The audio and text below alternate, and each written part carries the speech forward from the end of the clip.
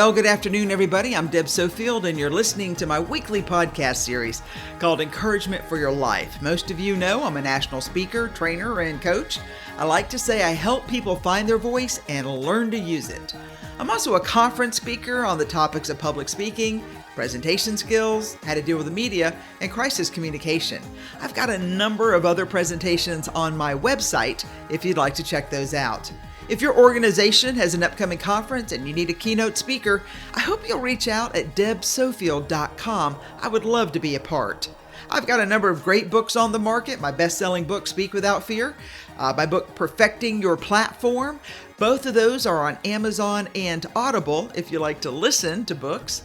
And my series, Encouragement for Your Life, which is a compilation of these podcasts, they're available on Amazon, volumes 1 through 3. Just go into Amazon, type in my name, Deb Sofield, all my books will appear. I'm sure you've heard my topic for today. It's not the critic who counts. I know you know it. I'd like to talk about it in our time together. I'm Deb Sofield. Thanks for joining me. Stay tuned. I'll be right back after the break. Okay, so I feel sure you are familiar with the line, it is not the critic who counts. You know this phrase as well as you know your name, but my question today is, have you really thought about the truth contained in those 7 words that have gone down in history? Let's be honest, the world is full of critics whose words don't count because they don't know you, your story, or your future. And the sad part is, they really don't care to know you. They find great delight in tearing you down because they need a stepping stone in their quest for significance. Dear listener, never be misled by the critics who take such pride in tearing you down and why they do so. It's not about you per se. Let's think about it. It's about them. It's always about them being seen, being heard, and their desperate attempt to be listened to. That's why most critics are very harsh and leave little room for a sliver of light that would show goodness.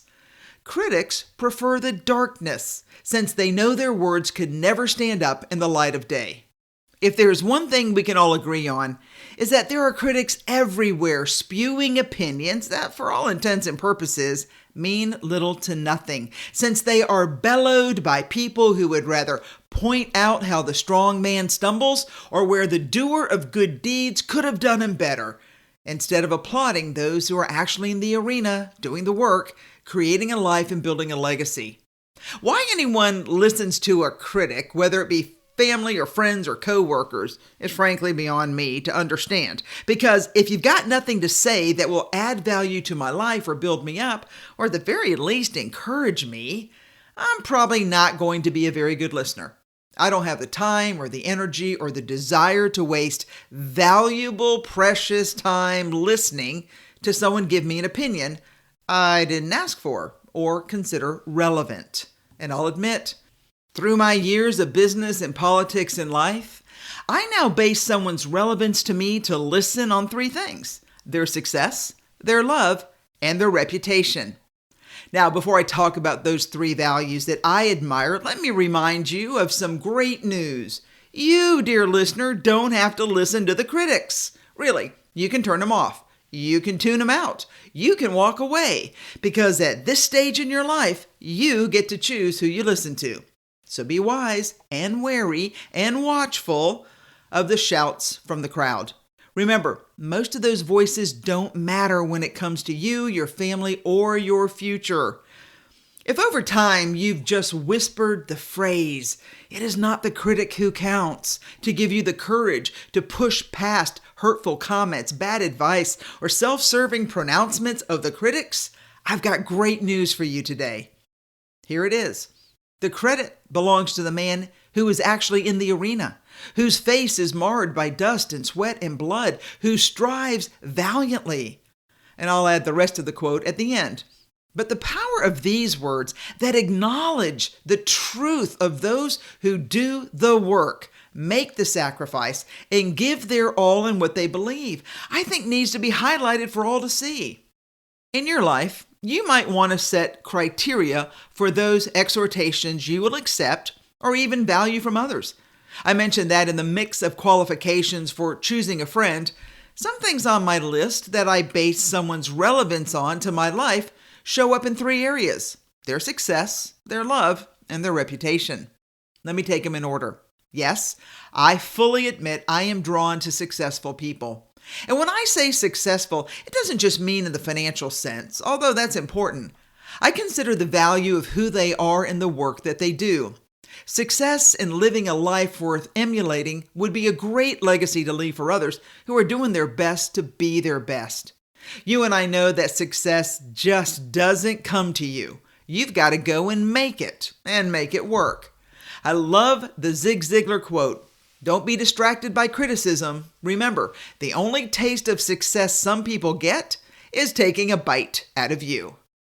I have found that critics really don't like successful people. Oh, they talk about them, but it's usually in a negative term. I guess the chatter is to hide the envy they have for someone who has the character of kindness and devotion. How easy it is to be snarky and harsh when someone tries and fails, than to encourage them to success. In reality, the critic would never put himself out there to do the work and ultimately will never reap the reward.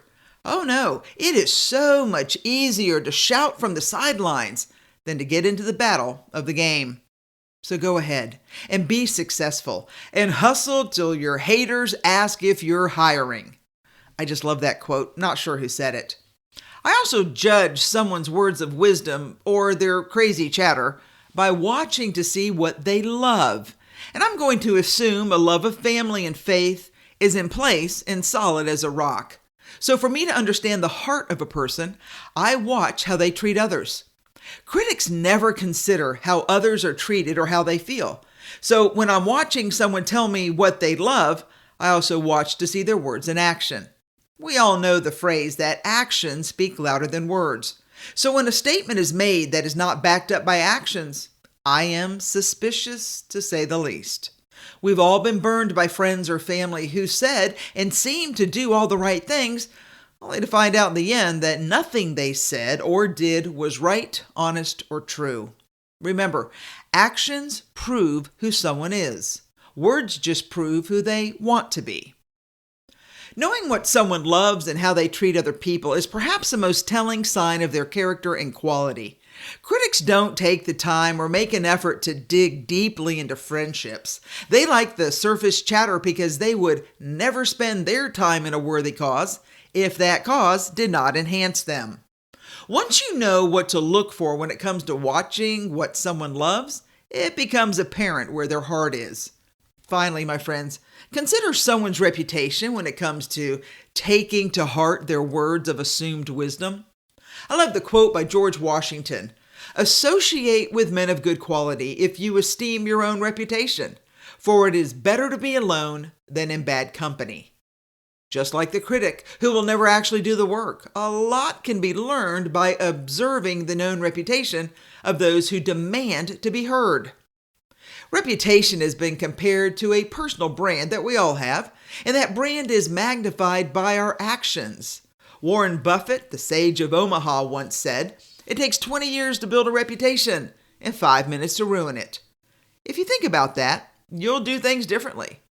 Oh, how I wish the critic would heed that advice and consider the damage 5 measly minutes could have on them and their reputation. But alas, no one thinks of their reputation until they need it. And then, for most, it is not able to be salvaged. Yes, our reputations are much easier kept than recovered. So be wise when it comes to the decisions you make about who you will give your time and talent to, because friends, you never know who's watching. So as you go through your week, pay attention to those who speak the loudest with the least kindness in their voice, and guard against the criticisms leveled against you by those who don't know you. They don't know your story, and they certainly are not going to be a part of your future. Remember, it's not the critic who counts. It never has been. It never will be. As I close, let me give you the whole quote from Theodore Roosevelt.